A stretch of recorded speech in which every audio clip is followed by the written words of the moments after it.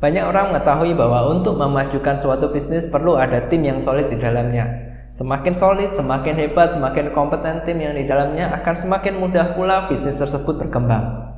Pertanyaannya, jika kita sebagai business owner, kita sebagai senior atau top manajemen, hal apa saja yang perlu kita lakukan untuk bisa mendapatkan tim yang solid yang bisa memajukan perusahaan kita?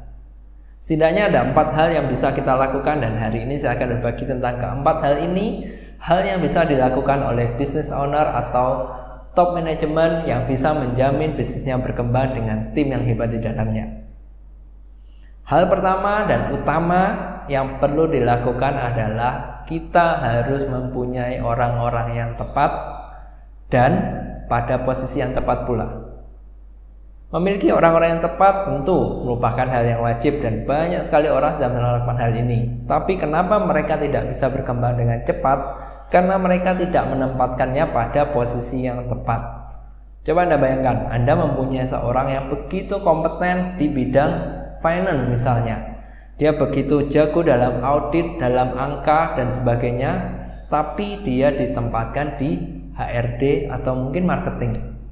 Oke, mungkin orang ini akan berprestasi, tapi secara nilai mungkin nilainya hanya sekitar 7 atau 8. Ya tentu saja karena dia kompeten. Seandainya kita memindahkan orang tersebut di bidang yang sesuai, let's say finance, bisa saja nilainya sudah bukan 8 tapi 9 atau 10. Nah, inilah pentingnya kita bisa menempatkan orang-orang yang tepat di posisi yang tepat. Dan coba Anda cek tim Anda, apakah mereka orang-orang yang kompeten, apakah mereka orang yang tepat. Jika jawabannya ya, tapi bisnis Anda tidak maju dengan begitu pesat, mungkin problemnya mereka tidak berada di posisi yang tepat. Hal kedua yang perlu kita lakukan setelah kita mempunyai orang-orang yang tepat di posisi yang tepat pula, kita harus mempunyai kontrol atas mereka. Kontrol yang saya maksud bukan berarti kita harus mengelola mereka sedetail mungkin, tapi kita harus mempunyai kontrol tentang target apa yang harus mereka capai. Ya, kata kuncinya adalah apa yang harus mereka capai, bukan bagaimana cara mereka mencapainya. Ketika kita sudah punya orang yang tepat dan mereka di posisi yang tepat, percayalah mereka mempunyai 1001 cara untuk melakukan pengembangan terhadap bidang yang mereka kerjakan. Hal yang perlu kita lakukan hanya memberikan target yang tepat, dalam arti tepat harus di atas kemampuan mereka, karena ketika di bawah mereka akan kehilangan semangat.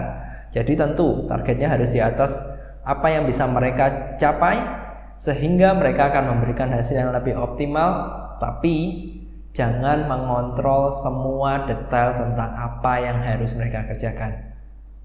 Ketika kita mengontrol semuanya, semakin detail yang kita kontrol, mereka tidak akan berkembang. Dan ketika mereka tidak berkembang, bisnis kita pun juga tidak akan berkembang besar. Jadi hal yang kedua adalah kontrol apa yang harus mereka capai, dan jangan mengontrol setiap detailnya. Ingat, hanya apa yang harus mereka capai atau targetnya.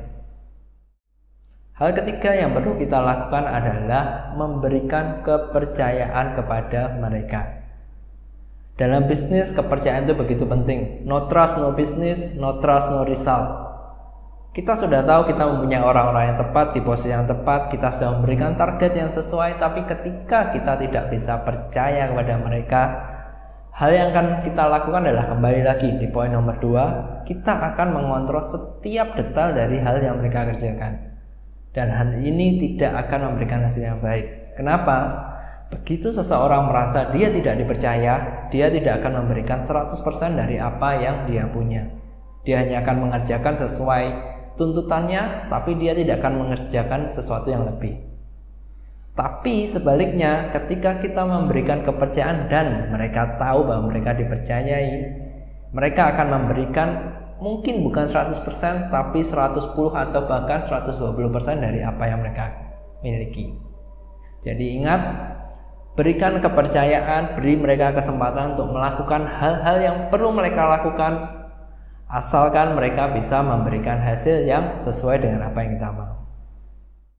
Jika yang pertama tadi kita sudah mendapatkan orang yang tepat di posisi yang tepat, yang kedua kita mengontrol apa yang akan mereka berikan pada kita atau targetnya, Dan ketika kita sudah memberikan mereka kepercayaan untuk melakukan apapun yang mereka mau asal hasilnya tercapai, maka potongan terakhir yang harus kita lakukan adalah kita memeriksa hasilnya tersebut.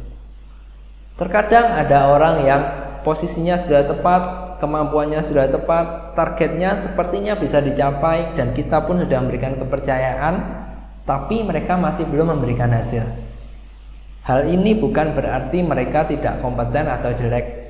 Mungkin mereka belum tahu cara yang tepat. Dan inilah fungsinya kenapa kita harus memeriksa setiap hasilnya.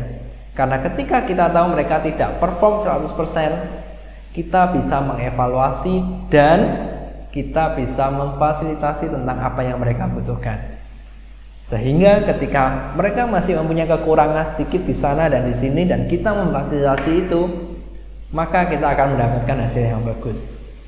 Jadi ingat, ada 4 poin dan keempat poin ini saling melengkapi satu dengan yang lain, yaitu dapatkan orang-orang yang tepat dan tempatkan di posisi yang tepat, kontrol terhadap target yang harus mereka capai, beri mereka kepercayaan untuk melakukan apapun yang mereka mau, dan yang terakhir adalah kita harus selalu mengevaluasi hasilnya dengan tujuan kita bisa memfasilitasi mereka, kita bisa meningkatkan mereka untuk performanya lebih baik.